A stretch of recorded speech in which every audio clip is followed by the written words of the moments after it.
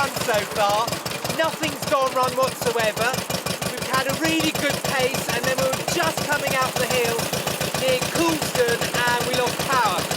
We're just causing a bit of a traffic nightmare on this road. I think we're probably going to the local news in a minute on the traffic and travel, but we're doing all right. We're doing all right. So, to Brighton. This is the Royal Automobile Club London to Brighton Veteran Car Run. Arguably the oldest car event in the world and certainly unique. It's a gruelling 60-mile run for cars dating before 1905. It celebrates the original Emancipation Run of 1896, which itself marks celebrating the passing into law of an act that raised the speed limit from 4 miles an hour to 14 miles an hour and abolished the requirement for cars to be preceded by a man on foot with a red flag. Even when stranded at the side of the road, it's one of those bucket list events. But a few days earlier, it all started so much better than this.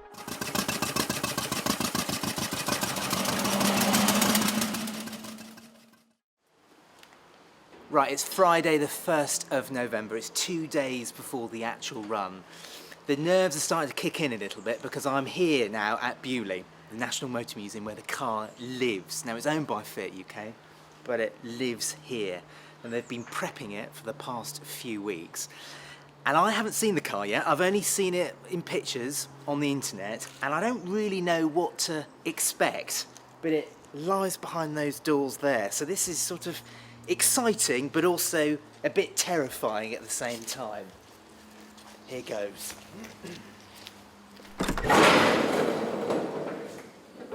Oh, right, this is it. You're Ian. You're Ian, I'm James. James, pleased to meet you. Hi, Ian. Welcome to Bewley. Thank you very much. And this is it then, is it? It must be, because you're working on it. This is it. This is the 1899 Fiat. Right. It's tiny. It's much smaller than I thought it was going to be. It is quite small, but it needs to be small because it's only 3.5 horsepower. So 3.5 horsepower. Yeah, Yes. So let's go into this with some positivity. We're going to get there. Definitely. With 3.5 horsepower. Yeah. How long do you think it's going to take? I'm hoping we're around about 6 hours. 6 hours. Yeah. Right. Okay. If all goes well. Yeah. So early start. Yeah. Have your Weetabix. Yeah. And if we just take it nice and steady, there shouldn't really be too much trouble, hopefully. All right then. So, right. biggest hassle we're going to have is traffic. Yeah. Like anything else, it's always going to be the traffic. Yeah. Traffic lights and traffic. You know. Ubers and buses not Exactly. being respectful of these kinds of cars. Yeah, I mean it's public roads. They don't tend to care whether it's a London Brighton run or not. It's just another day to them. Yeah. So get out of my way syndrome, you know. So, but being small and delicate, we will have to be very careful about other traffic, and we'll drive it very defensively. Like a motorbike, really. Yeah. We're averaging 15 mile an hour. So 15 miles an hour. Right. quite often we will be going a lot less than 15 mile an hour. Yeah. So it's just, as I say, like riding a motorbike. Most important control. Yeah. Brake. The brake. Yeah. Okay. This actually is the handbrake. There is a foot brake. Right. We tend not to use that too much. Yeah. It's a transmission brake. It is usable, but we'll probably drive it mostly on the handbrake. This is your steering control, tiller steering, basically. So it's very direct as well, and it doesn't feel very natural because you're driving it with your left hand, because you need your right hand to operate the gear controls. Yeah, and basically. The brake. And the brake. Yeah. Yeah. That is your throttle control. Yeah. Slow. Yeah. Slower. Okay. Yeah. It all sounded relatively straightforward, but the little Fiat 3.5 HP was a difficult car to learn to drive. The driving position is laughable. Your left hand is clenched on the tiller and you can't let go of it, otherwise the car, with its narrow tyres, will veer and wander all over the road. Meanwhile, your right hand sits under your left, adjusting the throttle, and you really do have to adjust it all of the time. The clutch is like a switch and the gearbox the most fragile thing in the world. Just a few duff gear changes and the run will be over even before we've started it. It's the most exhausting car I've ever driven. Look at concentration on your face with a picture. Just gripping that the entire time. So that was 9 miles. 9 miles. Yeah. We'll go up to 16.2 miles an hour, haven't Well, we? we've probably got up to about 22 at one point. 22. Yeah. It's all right. Yeah. That was way too fast. Look at concentration.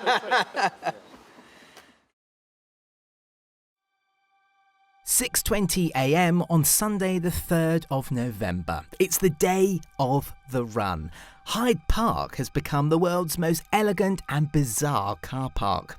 This year there are 425 cars taking part. Some, like ours, date from the 1800s, while others have to be manufactured before January the 1st, 1905. Some have bicycle wheels, some are steam powered, and some are so modern they even have steering wheels.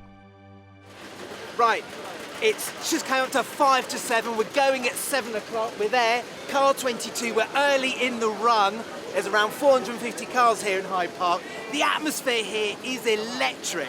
It's like nothing else. I'm really excited. I'm very nervous as well because Fiat automobiles from Turin are here to support us on, because of course it's 120 years of Fiat as well. The nerves are high because this car's never done it, as you know, and this year it's going to do it. Here's hoping.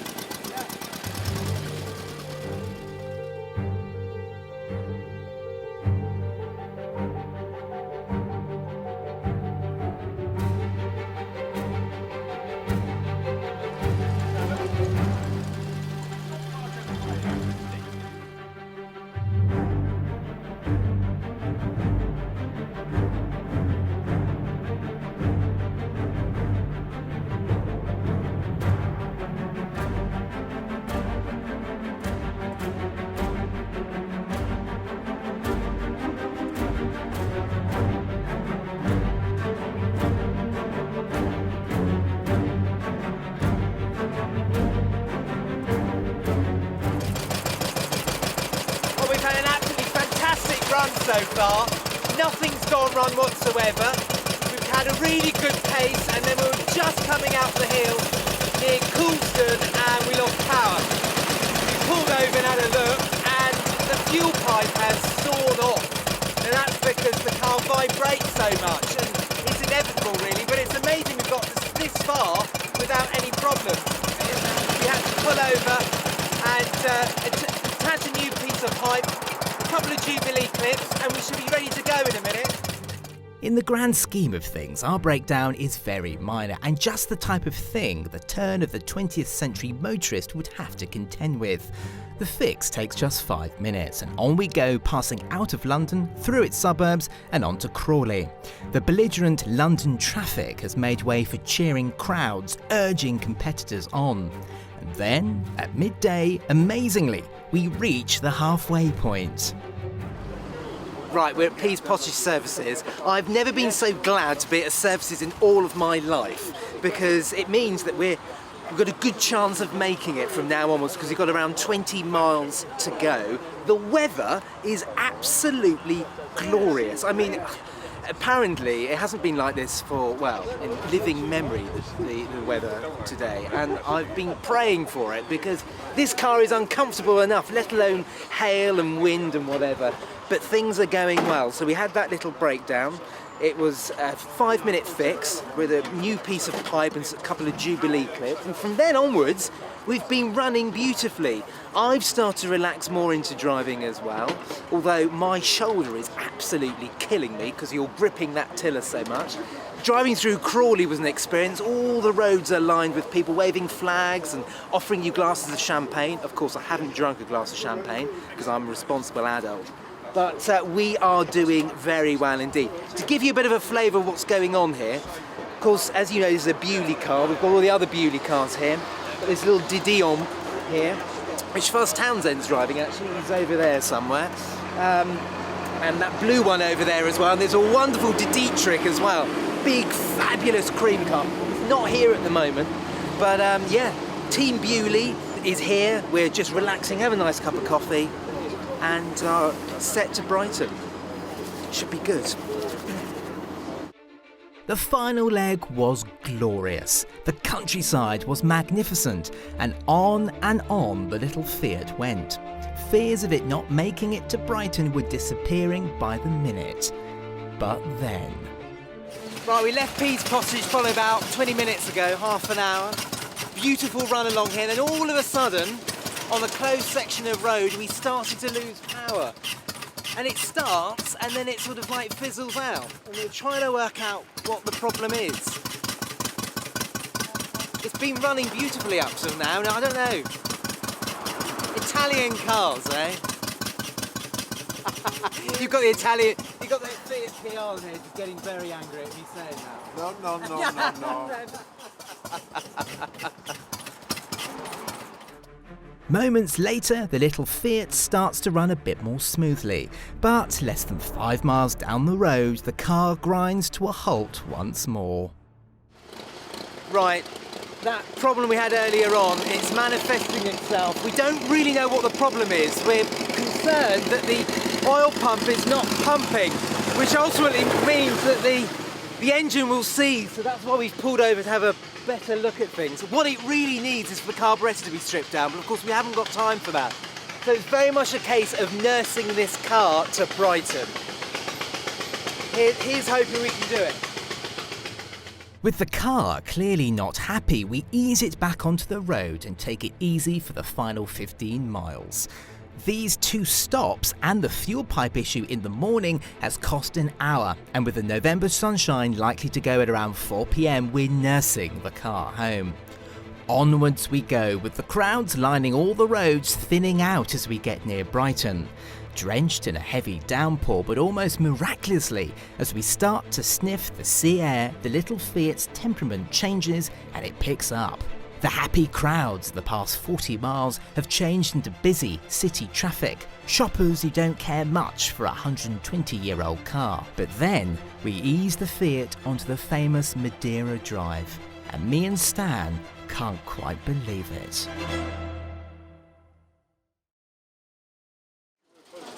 Right, we're here, we've done it, and I am really quite emotional, actually, because at the various points I didn't think we were going to make it, and that car has done it 5 times, never completed it, and this year it finally has, in the special year for Fiat as well.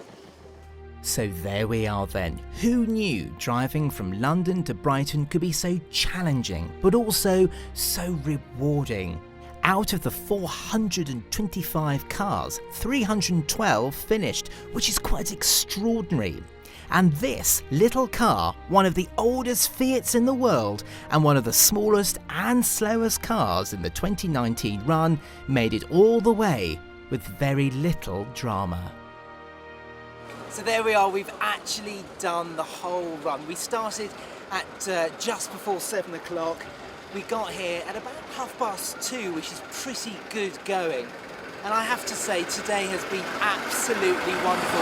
It's definitely been a bucket list moment, and I'm so proud of this car because it's never made it before. And then this year, it actually came good. And the thing that I'm taking away from this is how we take travelling from A to B totally for granted, because today we've had our hiccups. There's been moments where I didn't think we were going to get here. We were cold, we were wet, we were uncomfortable, but this old girl actually made it. Now hopefully you've enjoyed this video. For many more videos, make sure you subscribe to the channel, switch on those notifications and leave your comments below.